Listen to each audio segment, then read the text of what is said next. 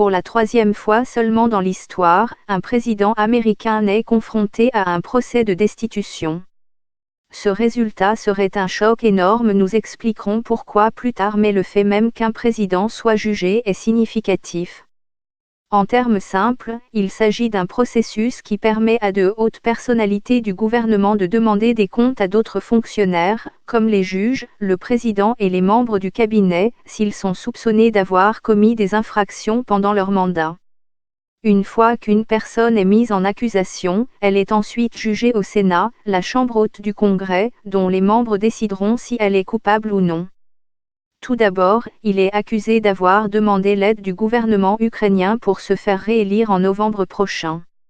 Il est aussi accusé d'avoir retenu des millions de dollars d'aide militaire à l'Ukraine et d'avoir fait miroiter une réunion à la Maison-Blanche avec le président de l'Ukraine, les deux en guise de monnaie d'échange. En échange, des témoins disent qu'ils voulaient que l'Ukraine annonce publiquement une enquête sur Joe Biden, l'homme qui mène la course démocrate pour le défier lors de l'élection.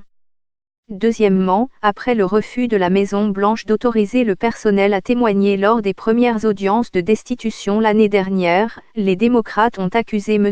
Trump d'obstruction au Congrès, la partie du gouvernement américain qui écrit et introduit les lois, et qui enquête sur lui. M. Trump a nié tous méfaits et son équipe juridique affirme que les accusations peu convaincantes constituent une dangereuse perversion de la Constitution. Il convient de souligner que cela n'a rien à voir avec l'enquête du Conseil spécial sur l'ingérence russe dans les élections américaines de 2016 et sur les liens de la campagne de M. Trump avec la Russie.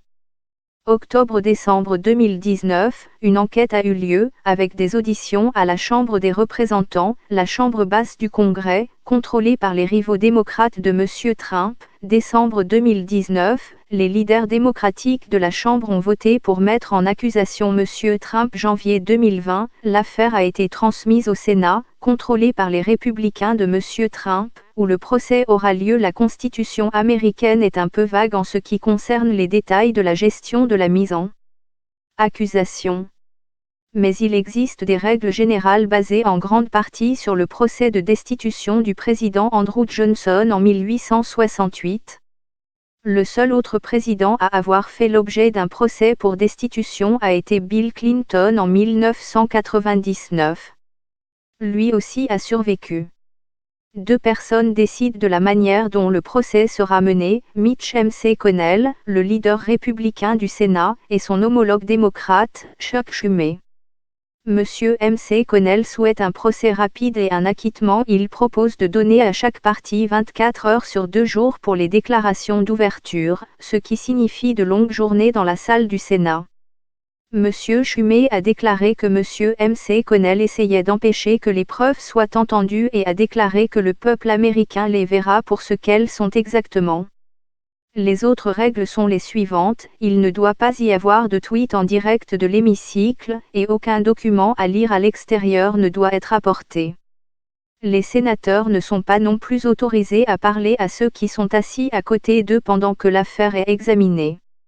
Les sénateurs entendront les deux parties, les procureurs de la Chambre des représentants et les avocats de la Maison-Blanche ainsi que les témoins éventuels.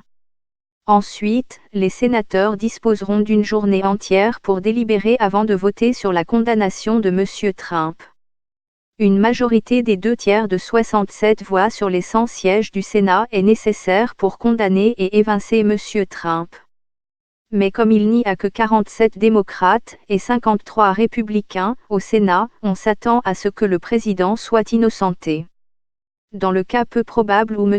Trump serait reconnu coupable, il serait démis de ses fonctions et le vice-président Mike Pence prêterait serment en tant que président.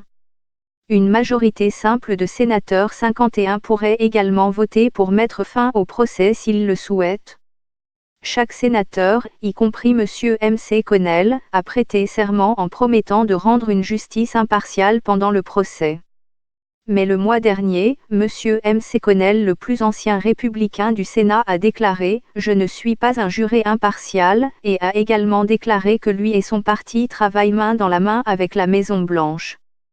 Tout ce que je fais pendant ce procès, je le coordonne avec le Conseil de la Maison-Blanche, a-t-il déclaré à Fox News, aux grandes dames des démocrates de haut rang. Il ne préside pas le procès. Cette tâche a été confiée au président de la Cour suprême, John Roberts, bien que les 100 sénateurs fassent office de juge et de jury. Un groupe de 7 démocrates agira en tant que responsable de la mise en accusation, essentiellement des procureurs de la Chambre, qui présenteront leurs arguments pour la mise en accusation au Sénat. Parmi eux figurent le président de la Commission des renseignements Adam Schiff et le président de la Commission judiciaire Jerry Nadler, tous deux fréquemment visés par la colère de M. Trump. L'équipe de défense du président Trump comprendra les procureurs spéciaux de la mise en accusation du président Bill Clinton, Ken Starr et Robert Ray. Alan Dershowitz, dont O.J. Simpson est l'un des anciens clients, fait également partie de l'équipe qui sera dirigée par Pat Cipollone, avocat à la Maison-Blanche, et Jay Sekulow, avocat personnel de M. Trump. Il pourrait choisir de comparaître lui-même devant le Sénat, mais il est beaucoup plus probable que ses avocats, M. Cipollone et M. Sekulow, parleront en son nom. Ils pourront, comme les responsables de la mise en accusation, interroger les témoins et faire des déclarations d'ouverture et de clôture. Les démocrates souhaitent que plusieurs hauts fonctionnaires de la Maison-Blanche témoignent, notamment l'ancien conseiller à la sécurité nationale John Bolton. Mais il se peut qu'il n'y ait aucun témoin du tout si les républicains décident qu'ils préfèrent que le procès soit court, ce qui est possible. Une majorité simple de sénateurs 51 est nécessaire pour décider si des témoins, y compris M. Trump, seront appelés ou non. Les sénateurs peuvent poser des questions aux témoins ou aux conseillers, mais uniquement en les soumettant par écrit au juge Robert.